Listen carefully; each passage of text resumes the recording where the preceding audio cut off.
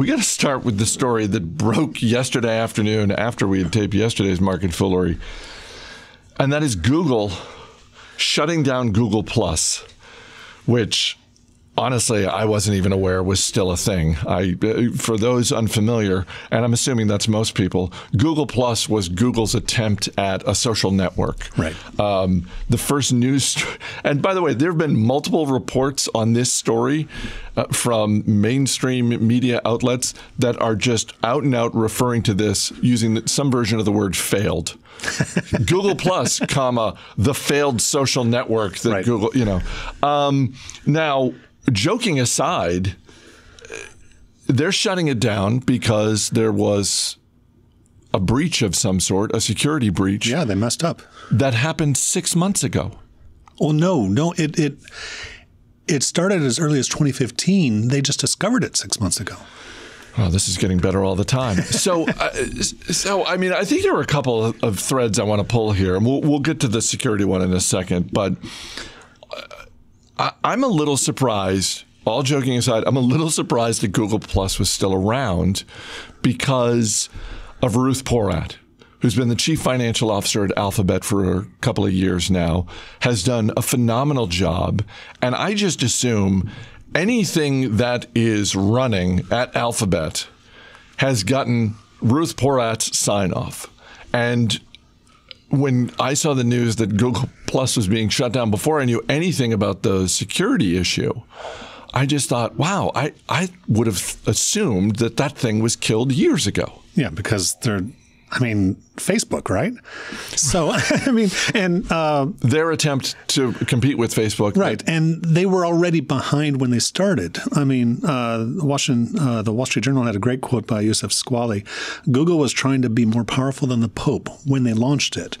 And the Pope in this case being Facebook in this. But why would you... It shouldn't have taken several years for them to figure out that they're not going to catch up. And so why keep it open? So my assumption is they kept it open because at least on some level there was a business case somewhere. Maybe in and of itself it was not a profitable entity, but it tied into other things that they were doing because they kept it going. I mean, it's been failing for a long time. They've kept it going, and now they're shutting it down because this discovery, the discovery of this breach, which they didn't reveal 6 months ago because they thought it would make them look bad. Well, you have to remember that's when the Cambridge Analytica and Facebook story was still very much in the news, and everyone was being grilled by Congress. And Google, Alphabet apparently didn't want to do that, or didn't want to play in the same field there, even though now the story has come out as it does, and it's not so much that there was a breach that they didn't. It was that they didn't report it at the time, and so it's not the sin, it's the cover-up that makes people even more upset. And I think people have a right. I mean, and even the reporting on this, they say they didn't have a lot of activity logs on the people who the activity that these app designers were doing. They haven't talked to any of the app designers. They just looked at some and noticed their profiles, and they hadn't had any complaints, and so they figured nothing probably happened, and so we're good. And in fact, maybe nothing nefarious was going on. But as you said, I mean, it's the cover-up. And on top of which, part of my reaction to this story is you're supposed to be good at this, aren't you? Isn't Alphabet supposed to be good at security? I expect a little bit, rightly or wrongly, I expect more from Alphabet when it comes to data security and being able to prevent any kind of a breach. I expect more from them than I do from Home Depot. I don't know why. I was going to say just to pick one like random retailer that in the last few years has said, or Target or somebody like that. But no, Google has this whole history of security problems. I mean, when Gmail was first launched, don't you remember the big hoopla? They were scanning people's emails to then serve them ads better, and people pushed back and they said, okay, students and businesses and government users of this, we won't do that. But they only just recently stopped doing that for everyone else on Gmail. And then on the Street View, the cars with the cameras, so for their Google Maps, the Street View, you can go down and see what the business looks like or your home. They were air quotes, inadvertently picking up data from unsecured Wi-Fi's, such as URLs or passwords from people's homes. I mean, so